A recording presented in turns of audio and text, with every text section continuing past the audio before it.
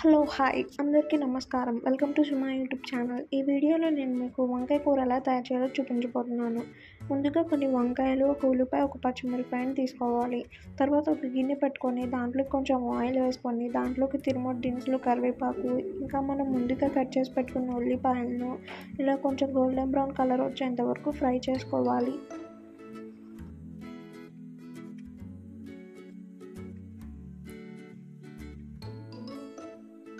చూడండి, ఉల్లిపాయలు మగ్గిపోతున్నాయి కదా. ఇప్పుడు మనం ముందుగా కట్ చేసి పెట్టుకున్న వంకాయలను దీంట్లోకి యాడ్ చేసుకోవాలి.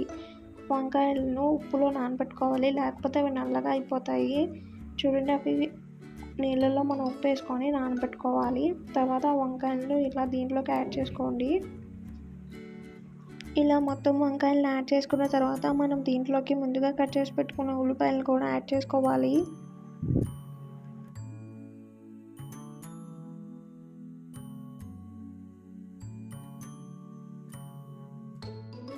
ఇప్పుడు మనం ఇందులోకి కొంచెం సాల్ట్ని యాడ్ చేసుకొని మొత్తం బాగా కలుపుకోవాలి.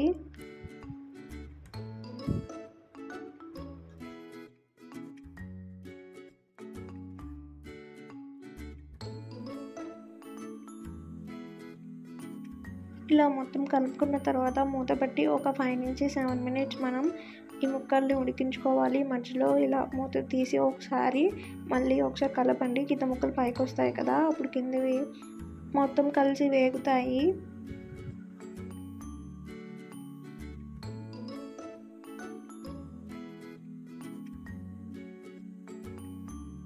చూడండి, ఇలా కలపెట్టుకొని మళ్ళీ ఒక 5 నుంచి 7 మినిట్స్ దాకా మూత పెట్టి ఉడికించుకోవాలి.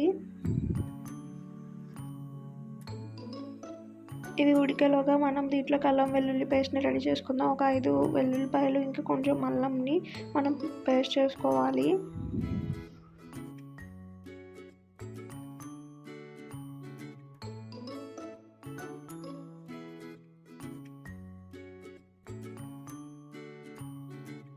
చూడండి, ఒక 5 నుంచి 7 మినిట్స్ తర్వాత మనం చూస్తే కనుక ఇక్కడ మనకి ముక్కలు ఉడికిపోతున్నాయి కదా. ఇప్పుడు మనం దీంట్లోకి మనం తయారు చేసి పెట్టుకున్న అల్లం వెల్లుల్లిపాయ పేస్ట్ని దీంట్లోకి మనం యాడ్ చేసుకోవాలి.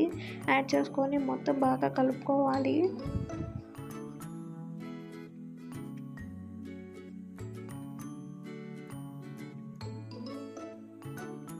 అల్లం వెల్లుల్లి పేస్ట్ వేసుకున్న తర్వాత ఒక 5 మినిట్స్ ఉడికించుకున్న తర్వాత ముక్కలన్నీ ఉడికిపోయాయి కదా.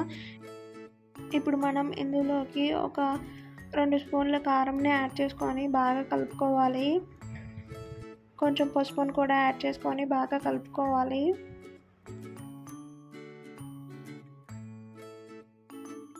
ఇలా కారం మొత్తం అన్ని ముక్కలకి కలిసే విధంగా మొత్తం బాగా కలుపుకొని దించి సర్వ్ చేసుకుంటే ఎంతో రుచికరమైన వంకాయ కూర రెడీ అయిపోతుంది. ఒకసారి ట్రై చేసి చూడండి.